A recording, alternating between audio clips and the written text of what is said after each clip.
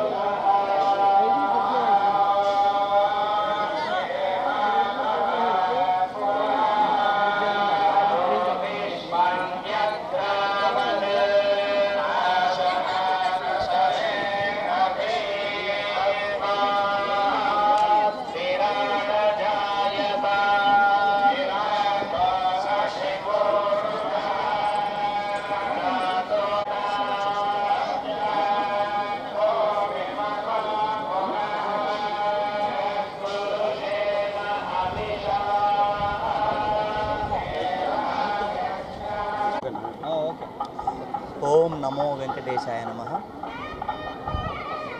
తెలంగాణ రాష్ట్రంలో మంచి ప్రజాపాలనని అందిస్తున్నటువంటి సీఎం రేవంత్ రెడ్డి గారి నాయకత్వంలో ఈరోజు ప్రజారంజక పాలన కొనసాగుతూ ఉంది. సీఎం రేవంత్ రెడ్డి గారు సత్వరం మంత్రివర్గ విస్తరణ చేసి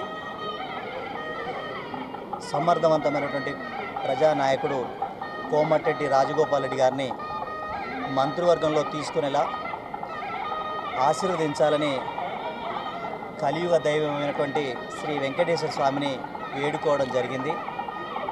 కుటుంబ సమేతంగా మెట్ల మార్గం ద్వారా స్వామివారిని దర్శించుకున్నాం. తెలంగాణ రాష్ట్రంలో అధికారులకు రావడానికి అసెంబ్లీ పార్లమెంట్ ఎన్నికల్లో బలమైన ముద్ర వేయడమే కాకుండా తెలంగాణ రాజకీయాలు ఒక సంచలనమైనటువంటి నీతికి నిజాయితీకి నిదర్శనమైనటువంటి కోమటిరెడ్డి రాజగోపాల్ రెడ్డికి మంత్రివర్గ కూర్పులో సమీకలతో ప్రమేయం లేకుండా కులాలు మతాలు బంధుత్వాలతో ప్రమేయం లేకుండా మంత్రివర్గంలోకి తీసుకునేలా చూడాలని కూడా ఆ దేవుని వేడుకోవడం జరిగింది. దీనివల్ల తెలంగాణ రాష్ట్రంలో మరో 10 ఏళ్ల పాటు కాంగ్రెస్ ప్రభుత్వం అధికారంలోకి ఉండే అవకాశం ఉంది, ఎలాంటి ఒడిదొడుకులు లేకుండా అనే విషయాన్ని కూడా ఈ సందర్భంగా దేవుని దగ్గర ప్రార్థించడం జరిగింది. అదేవిధంగా తెలంగాణతో పాటు ఆంధ్రప్రదేశ్ తెలుగు రాష్ట్రాల్లో కొలుదీరినటువంటి 2 ప్రభుత్వాలు సమన్వయంతో పనిచేసి తెలుగువారు అభివృద్ధి చెందే విధంగా ముందుకు సాగాలని, అభివృద్ధి పథంలో తెలుగు 2 రాష్ట్రాలు కూడా ముందుకు సాగేలా ప్రయత్నించాలని ఈ సందర్భంగా దేవుని కోరడం జరిగింది. నమస్కారం.